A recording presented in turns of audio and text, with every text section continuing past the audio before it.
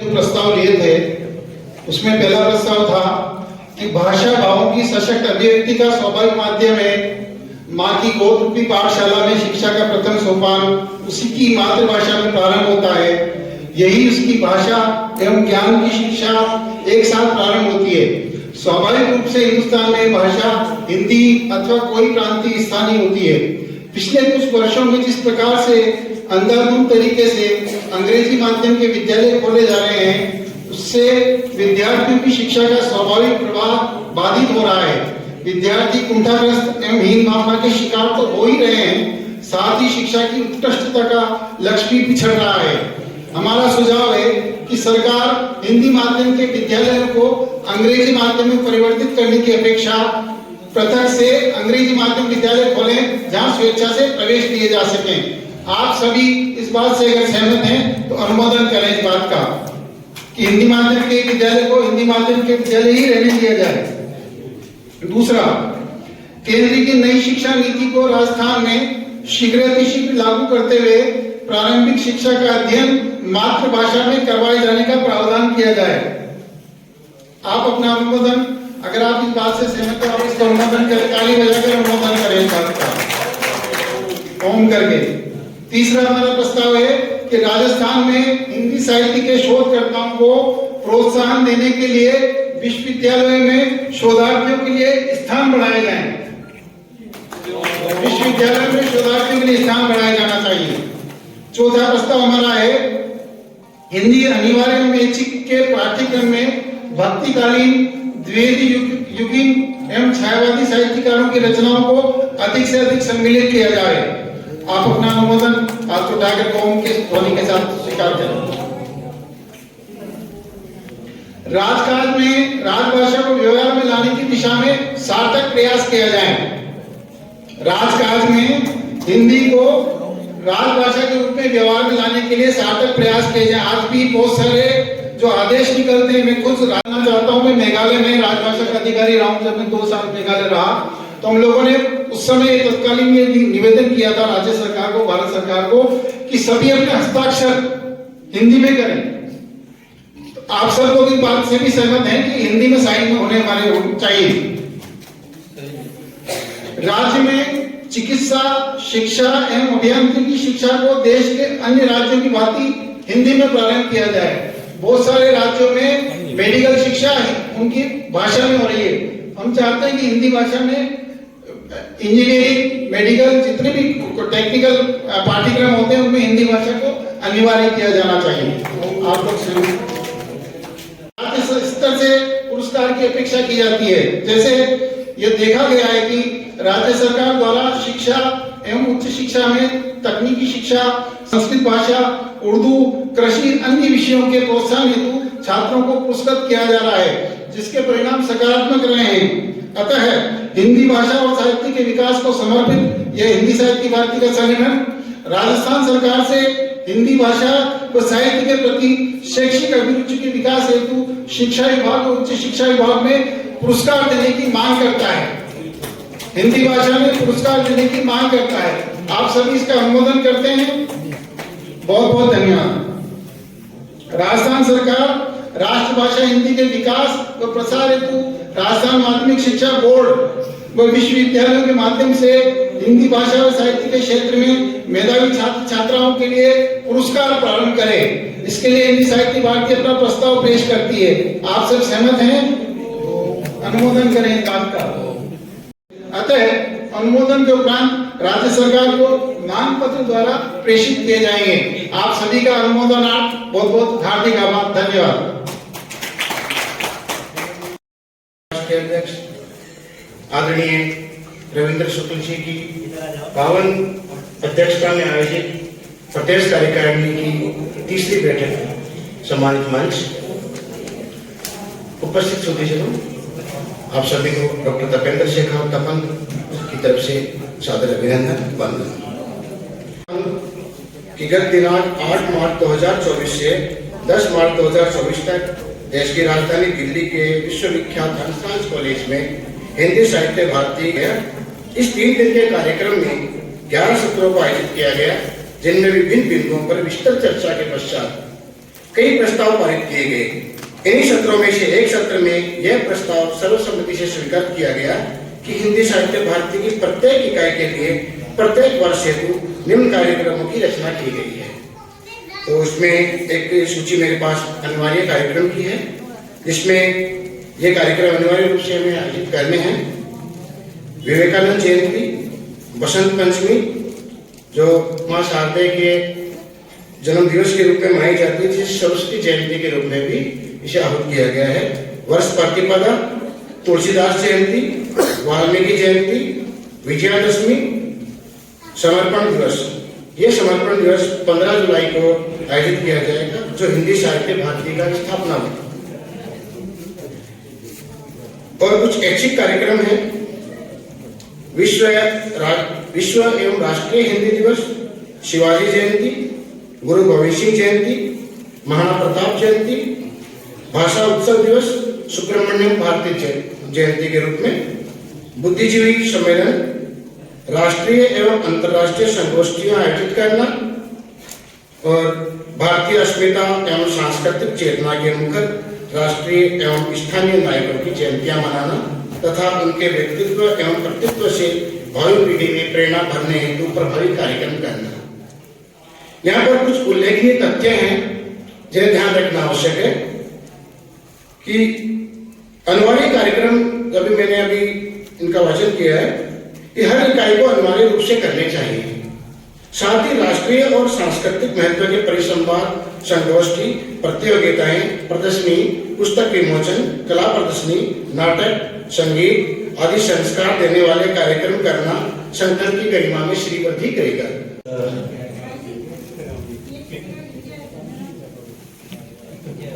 मुझे थोड़ी देर अपना मन दे दें आप सब। राजस्थान हिंदी साहित्य भारती के इस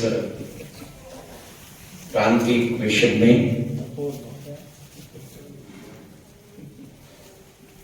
हमारा सौभाग्य है कि अध्यक्षता कर रहे हैं जिन्होंने राष्ट्रीय स्वयंसेवक संघ के माध्यम से अपना संपूर्ण जीवन भारतीय को समर्पित किया। ऐसे आचार्य प्रवर यहाँ पर अध्यक्षता कर रहे हैं, मैं उन्हें प्रणाम करता हूँ। हिंदी साहित्य भारती के राजस्थान प्रदेश के अध्यक्ष और इस देश के वरेण्य कवि श्री जगदीश जी सोनी, हमारे छोटे भाई और हिंदी साहित्य भारती के गठन में जिनकी महत्वपूर्ण भूमिका है, ऐसे हिंदी साहित्य भारती के न्यास के न्यासी भी केंद्रीय कार्य समिति के सदस्य और इस देश के वरेण्य कवि आदरणीय यहाँ दो बैठे हुए हैं, एक कवि यहाँ जिनका विद्यालय है योगेंद्र जी और एक योगेश जी, ऐसे योगेश शर्मा जी और यहाँ के विद्यालय के और जिलाध्यक्ष भी हैं हमारे, ऐसे योगेश शर्मा जी वरेण्य कवि हमारे जिनका मैंने सम्मान किया। और सभी को मैं प्रणाम करता हूँ। मीना जी हैं, सबका नाम लेने में समय लगेगा, मैंने अतिक्रमण किया है थोड़ा, क्योंकि मैं देख रहा हूं कि आज का पूरा ये सत्र हिंदी को समर्पित हो गया है, गलत होती जा रही है। हिंदी साहित्य भारती का इस समय लक्ष्य जो सब जगह आप देख रहे होंगे, हिंदी साहित्य भारती ने नारा दिया है, मानो बन जाए जग सारा या पावन संकल्प हमारा। ये यहां लिखा होना चाहिए था। मैं आया तो मैंने नहीं देखा, तो मुझे लगा कि लगता है कि उस लक्ष्य की ओर हमने अभी ध्यान नहीं दिया कि मानव बन जाए जग सारा क्या है। तो आप याद करिए, हमारे ऋषियों ने एक नारा दिया था, कर्णवंतो विश्व माध्यम, सारे विश्व को श्रेष्ठ बनाना है, सारे विश्व को श्रेष्ठ बनाइए। क्यों बनाइए? इसलिए कि दुनिया के अंदर जितनी भी विचारधाराएं हैं वो बहुत सीमित हैं। उन विचारधाराओं में खाओ पियो मौज करो, ईट ड्रिंक एंड बी मेरी, या थोड़ा बहुत जियो और जीने दो, इसके आगे चिंतन नहीं है। और इसके आगे चिंतन न होने के कारण आज पूरा विश्व अशांति के ज्वालामुखी पर खड़ा है। ऐसा कोई जगह नहीं जहां युद्ध न चल रहा हो, ऐसा कोई देश नहीं जिसमें लोगों की हत्याएं न हो रही, ऐसा कोई देश नहीं है जहां पर पारस्परिक लहूलुहान नहीं कर रहे हैं लोग। है उत्तर? नहीं है। अच्छा, एक चीज बता दो, ये अगर नहीं मानोगे, 33 कोटि देवी देवताओं को मानने वाला ये समाज है।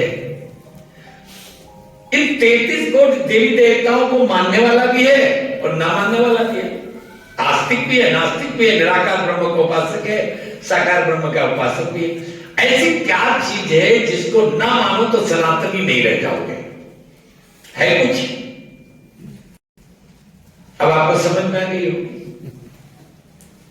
उपासना पद्धतियां यह धर्म नहीं है।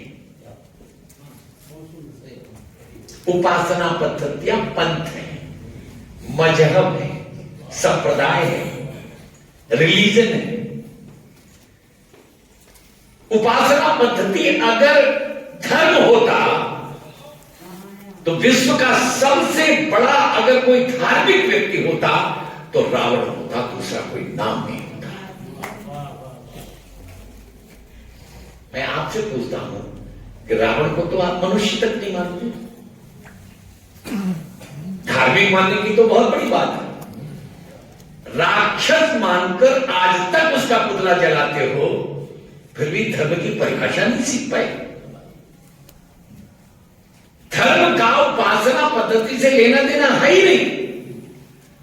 33 कोटि देवी देवताओं को मानने वाला भी हिंदू है, इनको ना मानने वाला भी हिंदू है। आस्तिक भी हिंदू, नास्तिक भी हिंदू, निराकार ब्रह्म का उपासक भी हिंदू, साथ का कोई झगड़ा ही नहीं है। झगड़ा हुआ तो आदि शंकराचार्य खड़े हो गए, कभी राम खड़े हो गए, कभी कृष्ण खड़े हो गए। जब जब पांथिक झगड़े शुरू हुए तब तक कोई महापुरुष का जन्म हुआ और उस महापुरुष ने पांथिक झगड़ों को पूरी तरह समाप्त किया।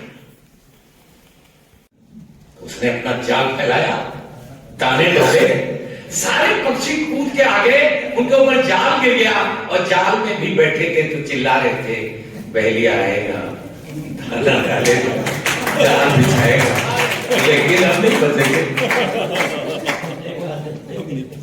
हमारी स्थिति कुछ इसी तरह, हम धर्म को भूल गए। धर्म ये नहीं सिखाता। अब देखिए, धर्म को भूलने का परिणाम क्या हुआ कि हमने सिखों को भी धर्म कहना शुरू कर दिया। आज अगर गुरु गोविंद सिंह की आत्मा इसको सुनती होगी तो कितना रोती होगी, क्योंकि वो लोग अब कहते हैं कि हम हिंदू हैं ही नहीं। और जबकि खालसा पंथ की स्थापना के समय जो घोषणा की गुरु गोविंद सिंह साहब ने, उसको पढ़ने की आवश्यकता। बहुत बड़े कवि थे वो, बहुत बड़े साहित्यकार थे। उन्होंने कहा, सकल जगत में खालसा पंथ गाजे, जगे धर्म हिंदू सकल खंड भाजे। हिंदू धर्म की रक्षा के लिए जिस खालसा पंथ की स्थापना हुई, आज वो कहता मैं हिंदू नहीं, वो उसी नरेटिव्स का परिणाम है। वो हमारे स्तंभ हैं, उन्होंने हमारी रक्षा की है। पूरे पूरे परिवार इस धर्म की रक्षा में बलिदान कर दिया। जितना बलिदान सिखों का हुआ, इतना बलिदान हिंदुस्तान में किसी भी कौम का नहीं। लेकिन आज वो हमसे अलग है। हमारे 9वें अवतार भगवान विष्णु के अवतार ऋषभदेव, श्रवण परंपरा जिन्होंने प्रारंभ की, जैन पंथ, आज वो इस देश के अंदर अल्पसंख्यक है। वो हिंदू धर्म से अलग है, जैनियों को अलग माना जाने लगा। आर्य समाज जो आज भी सनातनी है, सौभाग्य है कि उन्होंने किसी की बात को नहीं सुना, तो आज भी वो आपके हैं। अब बताइए, आपके जो लोग थे उन सबको अलग कर दिया गया और हम धर्म की परिभाषा नहीं जान पाए। मुझे बहुत सारे लोग मिलते हैं, कहते हैं कि वो बड़ा धार्मिक है। भाई साहब, कैसा धार्मिक? वो 3 घंटे पूजा करता है, आपको सोहम अहम ब्रह्मास्मि तत्त्वमसि तत्त्वम असि वही तुम हो, और इस आधार पर सब समानता है मेरे अंदर। तो ईश्वर एक ईश्वरोपनिषद है, आपने सुना होगा, कभी देख लीजिएगा। ईशावास्य मिदं सर्वं यत्किंचित् जगत्यां जगत्तेन त्यक्तेन मुञ्जीता ईश्वर अंश जीव अविनाशी चेतन अमल सहज सुख राशि। तुलसी ने और आगे कहा, सिया राम मैं सब जग जानी करो प्रणाम यत् पिंडे तत् ब्रह्मांडे। कण कण में भगवान के दर्शन, प्रकृति में, जड़ में, चेतन में, सब में भगवान विद्यमान है। ये हमारे की जो दूसरी धारणा है उसके आधार पर लोग मानते हैं। तीसरा कहते हैं, जिसमें रामानुजन ने जो चीज दी, रामानुजन उन्होंने कहा विशिष्टा द्वैत, न द्वैत न अद्वैत, दो अलग अलग हैं लेकिन दो अलग अलग होने के बाद भी एक है। ये विशिष्टा द्वैत। अब ये समझने की आवश्यकता है कि इसमें भगवान को अनेक रूपों में हमने माना, जिसके अंदर भी वो गुण देख लिए तो हमने भगवान का। मेरी एक पुस्तक है संजीवनी, उसमें हमने भगवान को शास्त्रों के आधार पर परिभाषित किया। उसमें हमने कहा 6 गुण जिसके अंदर वो भगवान है। ये मैं नहीं कहता, ये भारतीय शास्त्र कहते हैं। शौर्य ज्ञान वैराग्य शील यश ऐश्वर्य निधान, इन्हीं गुणों का रूप भग से ही भगवान। ये 6 गुण हम नहीं कहते, हमारे सारे शास्त्रों का निचोड़ में बता रहा हूं।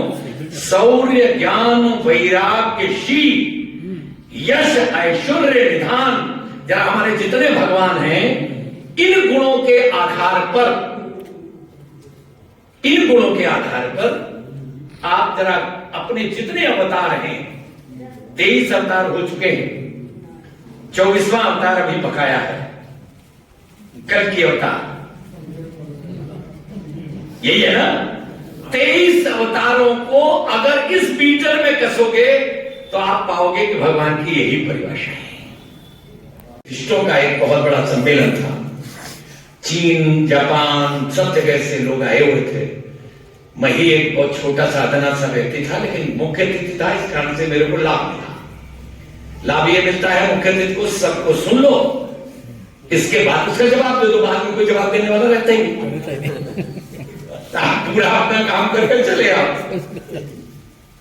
लेकिन मैंने वहां पर एक बात कही, मैंने कहा यहां सारे बुद्धिज्म के विश्वविद्यालय बैठे हैं, लेकिन मुझे एक बात बता दीजिए, मैंने तो जितना अध्ययन किया है, मैं विद्यार्थी हूं, आपसे सीखना चाहता हूं। एक प्रवचन में भी भगवान बुद्ध ने एक प्रवचन में भी अगर ये कहा हो कि मैंने बौद्ध धर्म दिया है, तो आप यहां कहोगे मैं यहीं पर बौद्ध दर्शन स्वीकार कर लूंगा, आपसे दीक्षा ले लूंगा, मुझे बता दीजिए। मैंने अभी तक नहीं पढ़ा। बुद्ध भगवान ने हर जगह ये बात कही कि उन्होंने एक दर्शन दिया है जीवन का।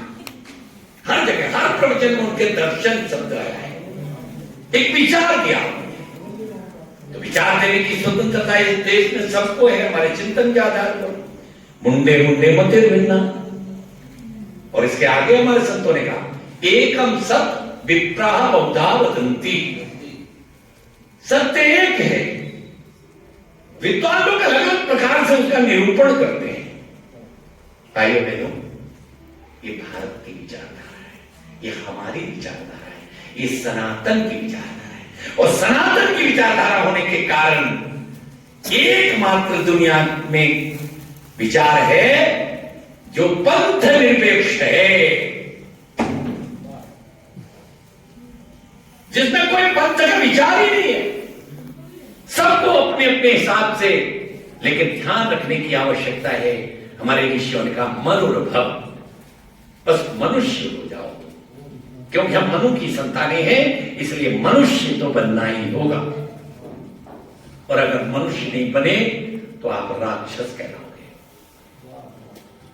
और क्षमा, दमोस्तेयम, शौचम इंद्रिय निग्रह, धी विद्या सत्य अक्रोधो दस्कम धर्म लक्षण। धति, क्षमा, दम, अस्ते, शौचम, इंद्रिय निग्रह, धी विद्या सत्य अक्रोध, ये 10 लक्षण हैं धर्म के। इन 10 पिलर्स पर धर्म खड़ा है। और जिसके मन के अंदर धर्म आ गया, जिसने भी धर्म को धारण कर लिया,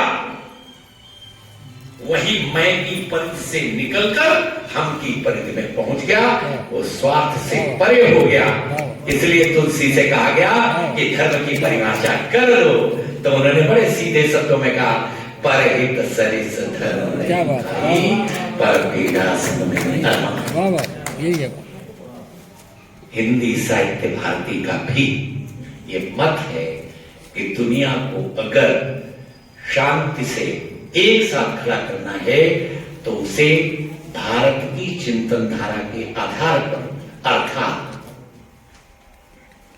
हमारे हिंदू धर्म या सनातन धर्म की जीविका के आधार पर दुनिया को यह बताना होगा कि पंथ कोई भी हो, लेकिन मानवता होनी चाहिए। आप किसी को भी मान, अच्छा बताओ, हम 33 कोटि देवी देवताओं को मानते हैं, तब भी हम हिंदू रहते हैं। इनको इनकार कर देते हैं तो भी हिंदू रहते हैं। हम ईश्वर को मानते हैं तो भी हिंदू रहते हैं। ईश्वर की सत्ता को नकारते हैं तो भी हिंदू रहते हैं। हम खाती बाबा को भी पूज लेते हैं, हम स्थानिक देवता की भी पूजा करते हैं, और हम पिता को भी देवता मानते हैं तो मां को भी देवी मानते हैं, तो हम गुरु को भी देव मान लेते हैं, गुरुदेव कहकर के सम्मानित करते हैं। भाइयों बहनों, मैं आपसे पूछना चाहता हूं कि धर्म क्या है,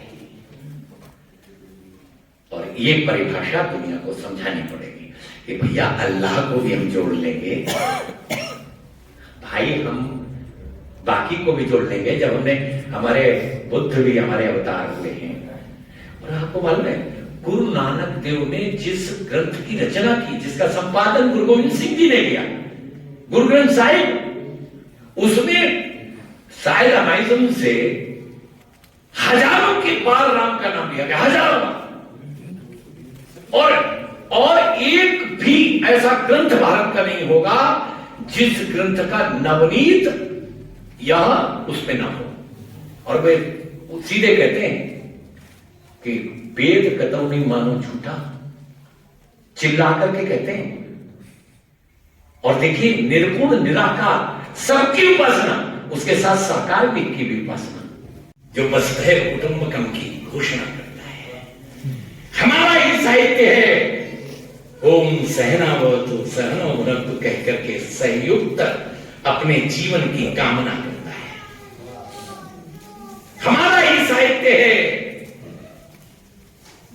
जो सिया राम में सब जानी कह करके पूरी सच पूजा करता है। हमारा ही साहित्य है जो वृक्षों की भी पूजा कराता है, जो पत्थरों की भी पूजा कराता है, उसमें भी भगवान देखता है। दुनिया में कोई विचार ऐसा नहीं, इसलिए साहित्य की पूजा करना भी हमारा काम है, और इसके माध्यम से दुनिया को संस्कार देने की आवश्यकता है। नहीं मैं रह सकता, ठानूंगा उनसे रार यही, मैं नहीं बुलाता तुम्हें स्वर्ग में बदलिए सो जाओ इंद्र, मैं नहीं बुलाता तुम्हें स्वर्ग में बदलिए सो जाओ इंद्र, मैं स्वयं लड़ूंगा असुरों से तभी कहलाऊंगा, मैं स्वयं लड़ूंगा असुरों से तभी कहलाऊंगा रविंद्र। बहुत बहुत धन्यवाद। मैं जिसके लिए खड़ा हुआ था, लेकिन क्योंकि अपने छोटे भाई का जो कविता सुनी, उससे मुझे भी लगा कि कुछ तो भी हो जाए। मैं खड़ा इसलिए हुआ हूं कि हिंदी साहित्य भारती का सदस्यता अभियान चल रहा है। सदस्यता अभियान आपके पास अभी कागज पहुंच गया होगा, सभी जरा निकालिएगा उसको। सदस्यता अभियान का त्रिस्तरीय कार्यक्रम है। आजीवन सदस्यता, अंतरराष्ट्रीय सदस्यता के लिए आपको 500 रुपए भेजना है।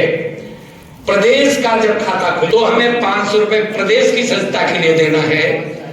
और इकाई जहां शहर में आप रहते हैं उस शहर में की इकाई का होगा। इसे करके 1500 रुपए आजीवन सदस्यता होगी। जो एक बार सदस्य बन जाएगा पूरे जीवन सदस्यता का आपको सर्टिफिकेट आएगा, एक बड़ा सा, जो आप अपने घर में लगा सकते हैं आपके फोटो के साथ। भारत माता के चित्र के माल्यार्पण और पूजन के लिए मैं हमारे अतिथियों से निवेदन करूंगा कि वो माल्यार्पण करें, पूजन करें, दीप प्रज्वलन करें।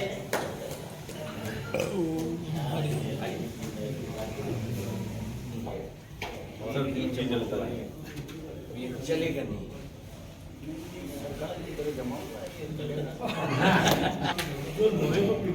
क्या कह दिया? सुमं करोति कल्याणं आरोग्यं धनसंपदां शत्रुबुद्धि विनाशाय दीपक ज्योति नमस्ते। दीपो ज्योति परम ब्रह्म, दीपो ज्योति जनार्दनः, दीपो हरति मे पापम, दीपो ज्योति नमोस्तुते।